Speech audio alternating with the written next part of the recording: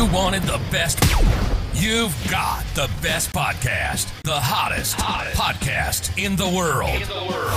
The Chris Voss Show, the preeminent podcast with guests so smart you may experience serious brain bleed. The CEOs, authors, thought leaders, visionaries, and motivators. Get ready. Strap yourself in. Keep your hands, arms, and legs inside the vehicle at all times, because you're about to go on a monster education roller coaster with your brain. Now, here's your host, Chris Voss.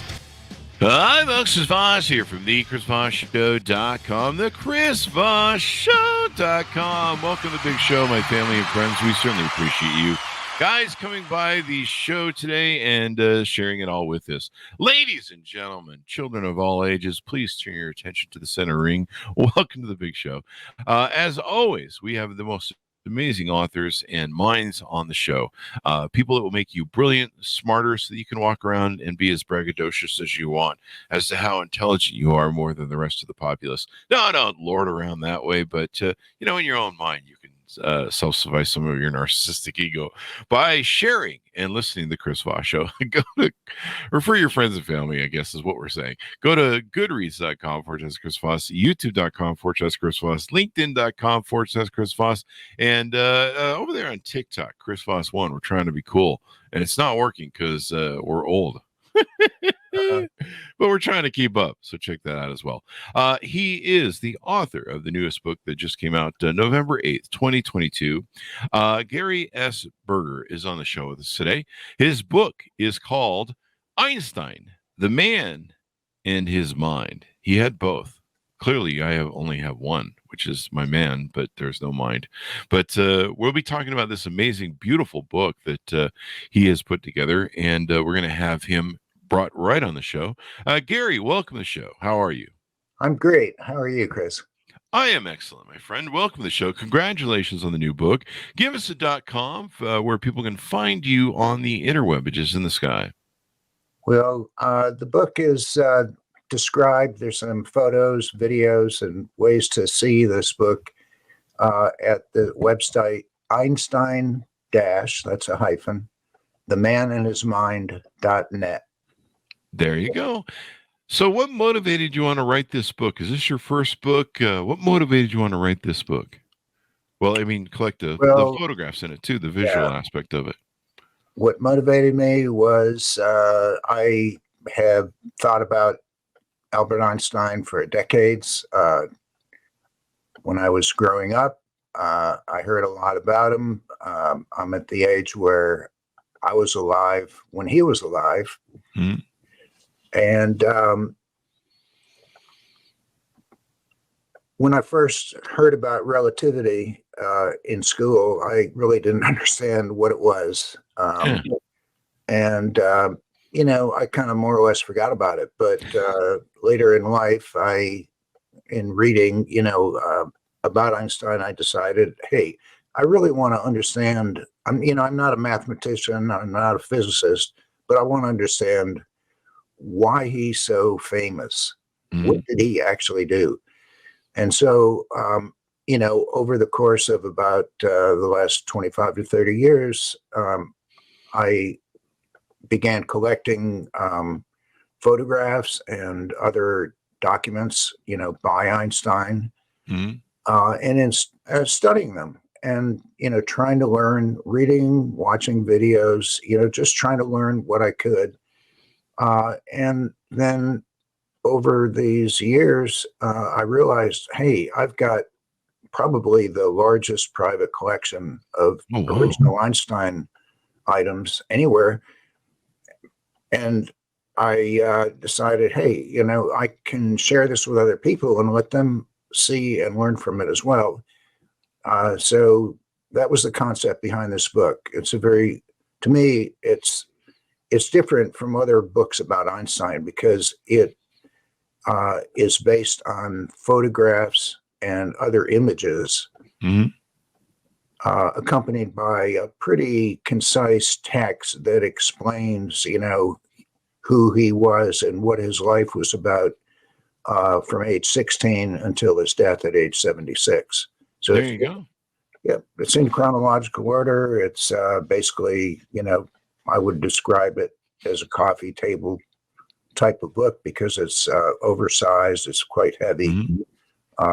In order to get the reproductions right, the weight of the paper and all of that, was involved in the design. But I think anybody who's interested in, even curious in any way about Einstein or his discoveries, or really the way he thought, that's what interested me. How did he come to these realizations that nobody had ever dreamed of before, and that now, we see in our current life? I mean, it brought us into the modern age of physics. Mm-hmm. So that was kind of the motivation, was to just share this information and the enjoyment, the real pleasure of getting to know him as an actual man, and how his mind worked. That's key. That was what interested me the most. There you go. And it's a 4.4 pound book. It's a giant tome, very large, and beautifully done. It's visually epic to look at, and it's quite interesting. So tell us a little bit about your biography, your background, and what brought you to this point, or some of your journey, so we can get to know you a little better. Well, my background, I mean, I'm not a physicist or a historian. I'm a doctor, and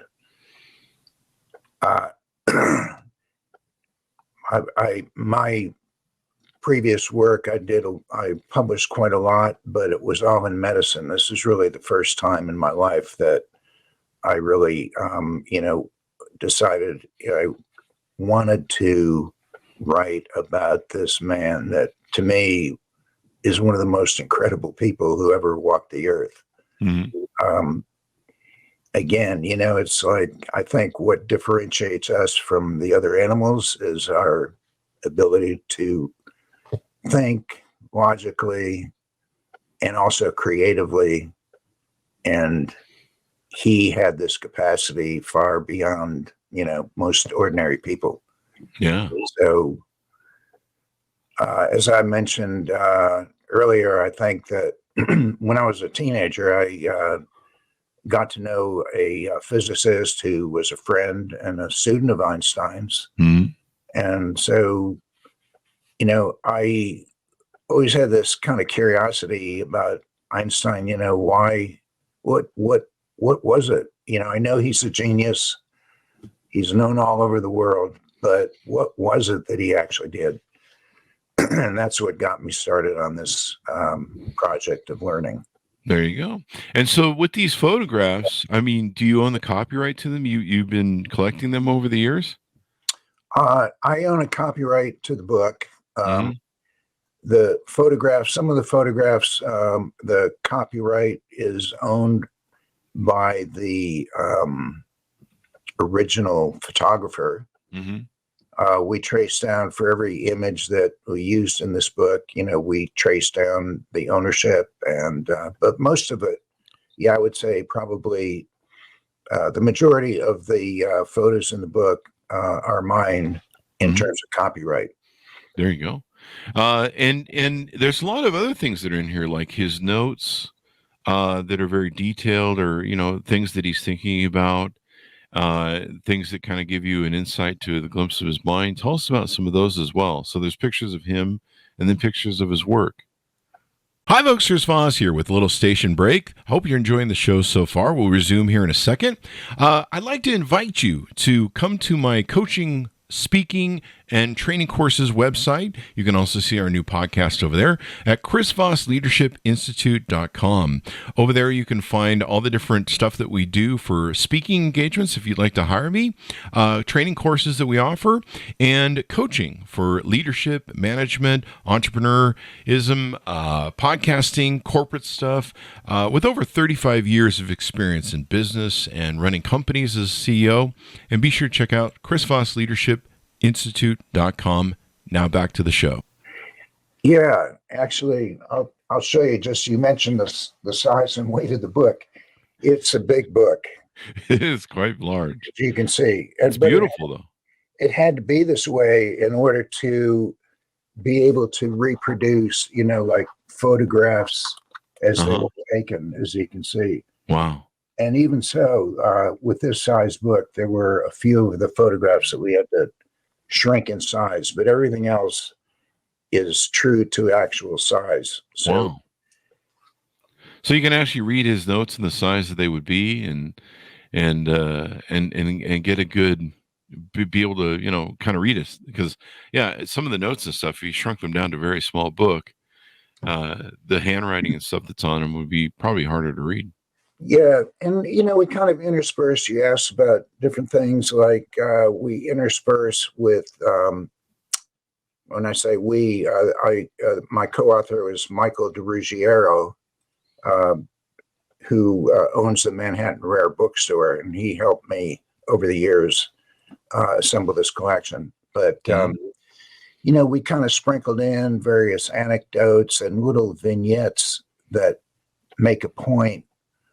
For example, talking about Einstein's creativity and the way he thought. One of the things he said was that if he were not a physicist, he would have been a musician.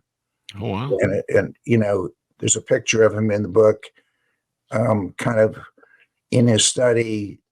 He looks like he's silently, leading the orchestra as he's listening to music on a stereo.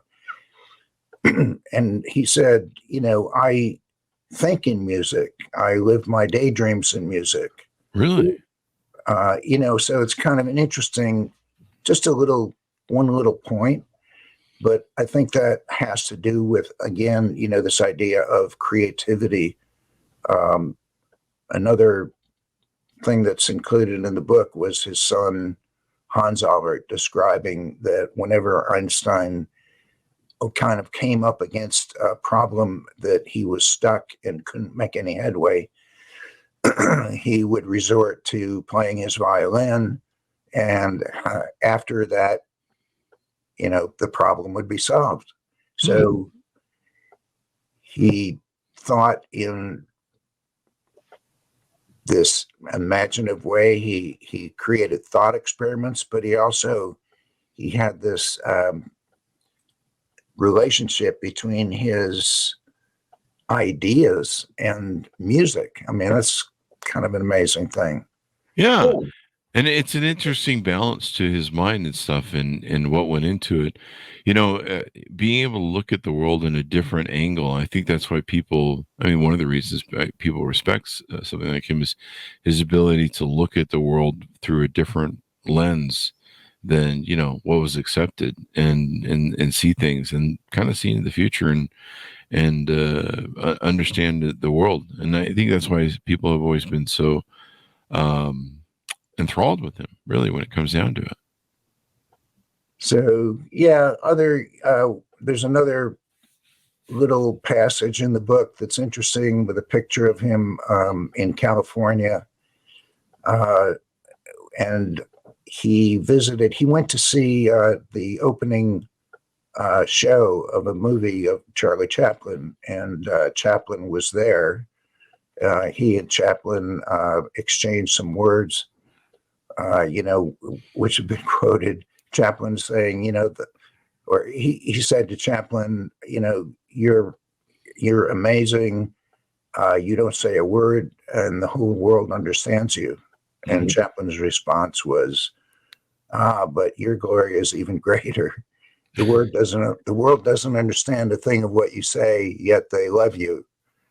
So, it kind of points out what Einstein wrote about was complex.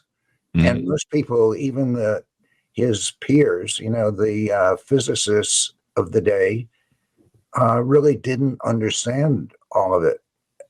So it took many years, before he was given recognition. There's a description. This is now 1 week before the centennial of his Nobel address. Mm-hmm. And that's a whole interesting story in itself, because, you would think that he would have won the prize easily, and for his theory of relativity, which is what his greatest contribution was. Yeah. What he's most well known for. Mm-hmm. But that never happened. Wow. Yeah. So there's just a lot of,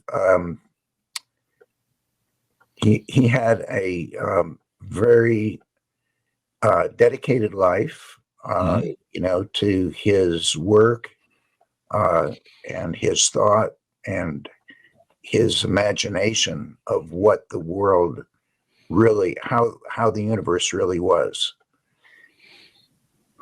So, do you think what do you think are going to surprise some people in the book? Maybe things that haven't been seen before, or maybe things that people are going to take away from the book and be like, wow, that was amazing. I didn't really know about that. I think one thing people will take away from this book is not just understanding the essence of his scientific contributions, but get an emotional response from looking at him as he develops in age, through the years. I mean, when I look at some of these photographs, and you can see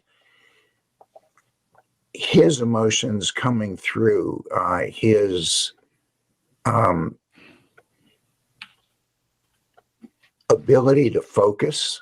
Mm-hmm. Many of the best photographs, in my opinion, in the book were taken by photographers where they just were in his presence long enough where he began to ignore them and went on about, pulled out his pad and pencil and started working on problems. And they took these candid photographs of him, and you see the intensity of his concentration, Mm-hmm. this kind of faraway look in his eye, like, he's in another world.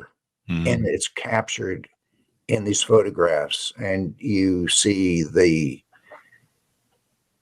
emotional toil in his face, Mm-hmm. over the years of war, his dedication to pacifism, his changing his stance on that when he became a U.S. citizen and was concerned that the Nazis might develop an atomic bomb.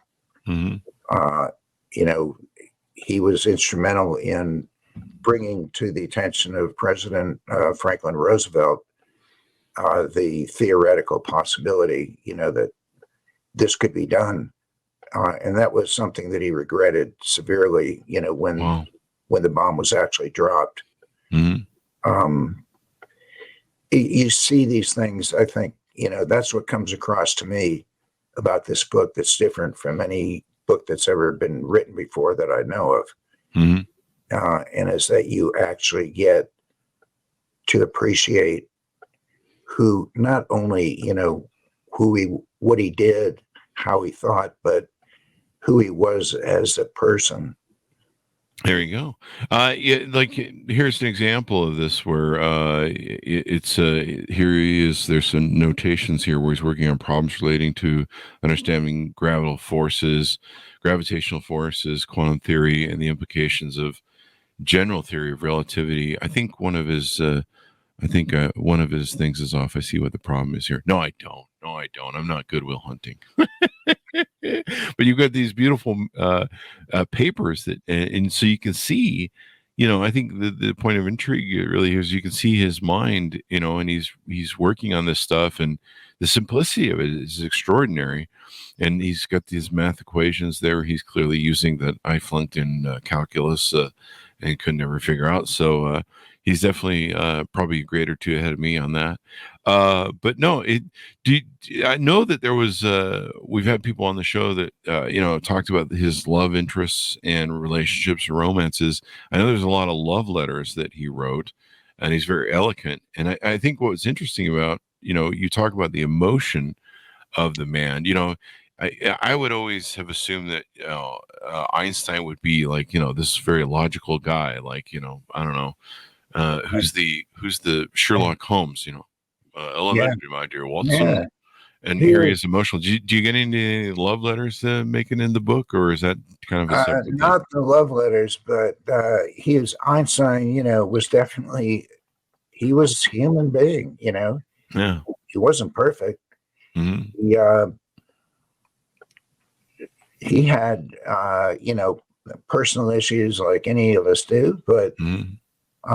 that did not detract from his ability to enter a mental state, I would say, Hmm. where the rest of the world kind of just disappeared, and he was in his own mind thinking about the problems. This is how he would actually came to be able to solve these physical problems, was to simplify them down into thought experiments. Hmm. And there are a number of examples, given in the book of those thought experiments and what they showed. Hmm. And he was a very humble, unassuming person. He didn't spend, I don't think he spent any time in his life, trying to impress or please other people. As he aged, he kind of simplified his life down to the point where we have a picture of him at his citizenship ceremony, when he became a U.S. citizen. Hmm. And the photographer took a picture kind of angling from the floor up that accentuates the fact that he wasn't wearing socks. Things like that were typical. He didn't bother cutting his hair. That was a waste of time. No need for barbers. One leather jacket solved the problem of, clothing. This was his lifestyle. He was basically a simple, humble person. He was very dedicated to justice. But I would say again, going back to what got me interested, I think, was the science part of it, because, and this I think relates, quite a bit to our current day. What he really was a seeker of truth. And Really? the idea that there are facts, there are universal truths, Hmm. and that they really matter. And, that's, to me, like one of the highest callings, one can have, is to be a seeker of truth. And that's, nothing deviated him from that and from expressing what he believed, was to be true. There you go. I mean, truth is always important, because if you don't have truth, well, then you don't have anything, really. I mean, when you think about it, right? Yeah. And, Yeah. of course, even in his day, there were people who had alternate facts.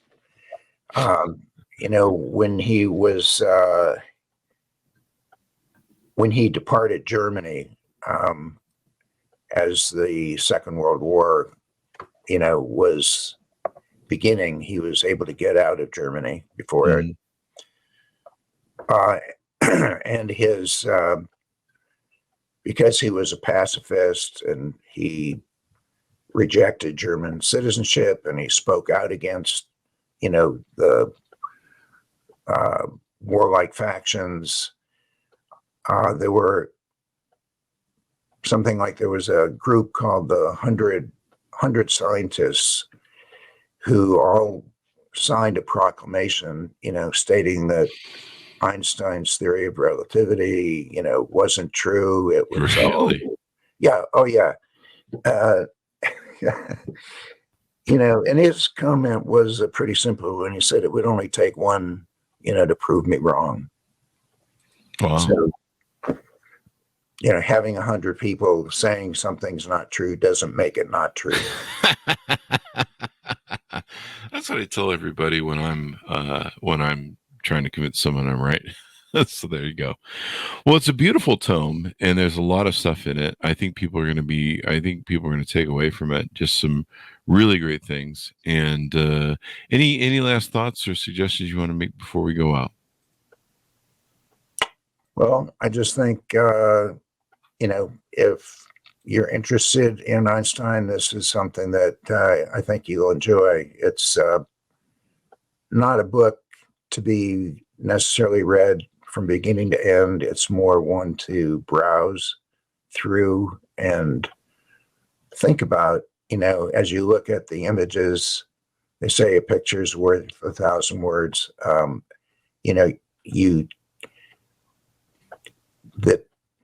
What you take away is thinking about what that was, so I think for somebody who's curious about Einstein, this is a great introduction. There you go. There you go. And a beautiful one as well. I mean, it makes a great not only read, but and visual aspect, but a great coffee table book. So if you want to impress everybody at how smart you are, you can be like, hey, check out what I got here. Take a look at this. That's true. Einstein always is kind of synonymous with genius. So yeah, if you say that you really understand Einstein, I guess you have to be pretty smart. Yeah. I'll go through his notes and I'll see if I can figure out his math and all that stuff. Which good luck. I'll try and be like, what's his face in Good Will Hunting, where he goes and solves the math board thing. So there you go. Well, it's been wonderful to have you on the show, Gary. We really appreciate it. Very insightful. And what a wonderful story. Give us your .com so that people can find you on the interwebs, please. Einstein -themanandhismind.net. There you go. There you go. So thanks for coming on the show. We really appreciate it. Thanks, Mountains, for tuning in. Go to goodreads.com/Chris Voss, youtube.com/Chris Voss, linkedin.com/Chris Voss, all those crazy places on the internet that we are at.